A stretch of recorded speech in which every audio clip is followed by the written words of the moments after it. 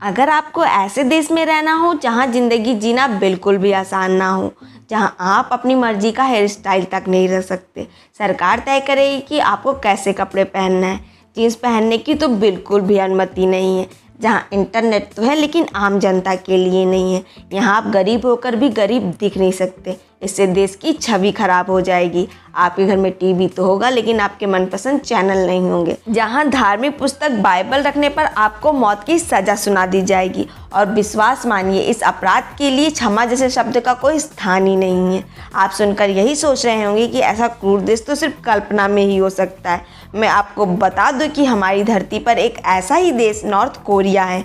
वहाँ का तानाशाह किम जोंग उन, जिनका नाम भर सुनकर लोगों की रूह तक कांप जाती है, जो इतना ज़्यादा सनकी है कि अपने परमाणु बम और मिसाइल से जापान और अमेरिका जैसे देशों को बर्बाद और जड़ से मिटा देने की धमकी भी दे चुका है। लेकिन आज ऐसा क्या हुआ? ये क्रूर और सनकी तानाशाह आज किससे डरकर छुपकर बैठा हुआ है? क्या अब ये इस दुनिया में नहीं रहा? अगर ये नहीं रहा तो इसकी गद्दी पर कौन बैठेगा, कौन राज करेगा?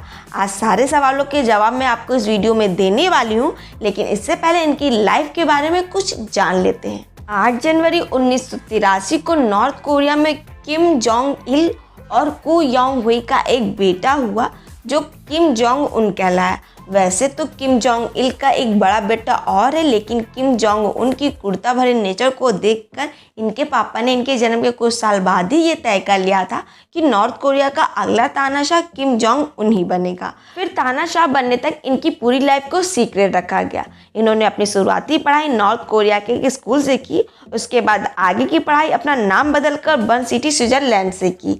फिर आगे की पढ़ाई 2002 से 2007 तक की पढ़ाई इन्होंने नॉर्थ कोरिया के एक यूनिवर्सिटी से की। फिर इनके पिता की डेथ जब 2011 में हो गई तो 27 साल की उम्र में इन्हें नॉर्थ कोरिया की गद्दी ऑफिशियल तरीके से सौंप दी गई। फिर इन्होंने नॉर्थ कोरिया पर अपने पापा से भी 4 कदम आगे क्रूरता से शासन करने लगे। उन्होंने नॉर्थ कोरिया में अपने पिता की मृत्यु पर जबरदस्ती शोक मनवाया और जो शोक मनाने और दुख होने से मना कर दिया उसको 6 महीने की सज़ा सुना दी गई। फिर क्या था? यहीं से इनके आतंक की शुरुआत हो गई। अपने पिता की तरह ही अपनी मनमौजी नियम बनाने लगे, जैसे नॉर्थ कोरिया के सभी घर ब्राउन कलर के होने चाहिए, चाहे वो कलर आपको पसंद हो या नहीं। किम जोंग उन और उनके दादा और पिताजी की ही वीर गाथाएँ पढ़ाई जाती हैं, उन्हें भगवान की तरह दिखाया जाता है और किसी भी देश के इतिहास से उन्हें कोई मतलब नहीं है। सरकार द्वारा प्राप्त 5 टीवी चैनल्स हैं, वहाँ के लोगों को वही टीवी चैनल्स देखने होते हैं। अपने मन से कोई भी टीवी चैनल नहीं लगवा सकते हैं। वहाँ मीडिया तो है लेकिन फ्रीडम नहीं है। सरकार जो भी बताएगी वही छापना पड़ेगा। वहाँ के लोग अपने घर में रहते तो ज़रूर हैं लेकिन अपने घर को अपना नहीं कर सकते हैं, वो सरकारी संपत्ति मानी जाती है। वहाँ के आम लोग कार नहीं रख सकते हैं, सिर्फ सेना के अधिकारी और बड़े बड़े सरकारी ऑफिसर ही रख सकते हैं। ऐसा नहीं कि वहाँ चुनाव नहीं होता है, चुनाव तो होता है लेकिन वहाँ के लोगों के पास ऑप्शन सिर्फ एक होता है। अगर आपको लग रहा है कि वहाँ 2020 चल रहा है तो मैं आपको बता दूँ, वहाँ चूजे कैलेंडर चलता है। वहाँ 108वां साल चल रहा है जो किम जोंग उनके दादाजी के बर्थ के अकॉर्डिंग है, जिन्होंने नॉर्थ कोरिया की स्थापना की थी। अगर आप नॉर्थ कोरिया जाने की सोच रहे हैं तो अपना मोबाइल फ़ोन यहीं छोड़कर जाइएगा, क्योंकि वहाँ पर एयरपोर्ट पर आपका मोबाइल जब्त कर लिया जाएगा। जब आप वापस लौटने लगेंगे तभी आपका मोबाइल आपको दिया जाएगा। आपको उनके देशवासियों से बात करने की बिल्कुल भी अनुमति नहीं है। वहाँ का गाइड जो आपको बताएगा, जो बोलेगा, आपको वही करना होगा। अगर आप वहाँ के नियमों का उल्लंघन करते हैं तो अपने देश लौटने के सपने को भी भूल जाइएगा। अगर यहाँ तक की बातें आपको नॉर्मल लगी है तो मैं आपको इनका और एक किस्सा सुनाती हूँ। इन्होंने अपने चाचा जी को 12 भूखे कुत्तों के सामने फेंकवा दिया था।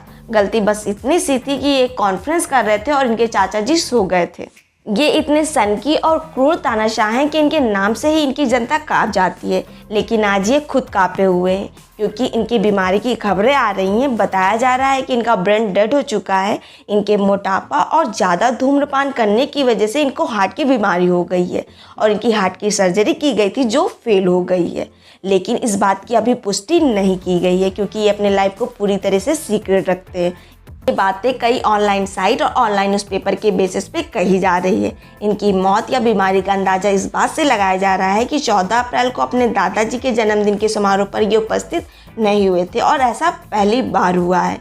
मैं आपको बता दूं, इनके दादाजी और पिताजी की भी मृत्यु हार्ट प्रॉब्लम से हुई है। अब सवाल ये उठता है कि अगर ऐसा होता है या इस बात में थोड़ी भी सच्चाई है तो किम जोंग उन की गद्दी पर कौन बैठेगा। इनके 3 बच्चे हैं लेकिन बहुत छोटे हैं। इनकी बीबी री सोल्जू खास मौके पे ही इनके साथ दिखाई देती हैं। अगर इनको अपने सिवा किसी और पर विश्वास है तो अपनी बहन किम यू जोंग पर, जो सत्ता संभाल सकती हैं। इसका कारण ये बताया जा रहा है कि हमेशा से ये भाई के साथ देखी जाती हैं और सत्ताधारी पार्टी पर इनकी मजबूत पकड़ बताई जा रही है। अगर किम जोंग उनकी बहन किम यू जोंग सत्ता संभालती हैं तो नॉर्थ कोरिया के इतिहास में ये पहली बार होगा कि उन्हें फीमेल शासिका मिलेगी। तो चलिए इस वीडियो को यहीं पे करते हैं एंड अगर आपको वीडियो पसंद आई है तो वीडियो को कर दीजिएगा एक लाइक। ऐसे अमेजिंग वीडियोस के लिए हमारे चैनल को लीजिएगा सब्सक्राइब। हमारी वीडियोस पहुंचे सबसे पहले आपके पास, उसके लिए बेल आइकॉन पे ऑल पे क्लिक कर दीजिएगा। बाय बाय, मिलते हैं नेक्स्ट वीडियो में।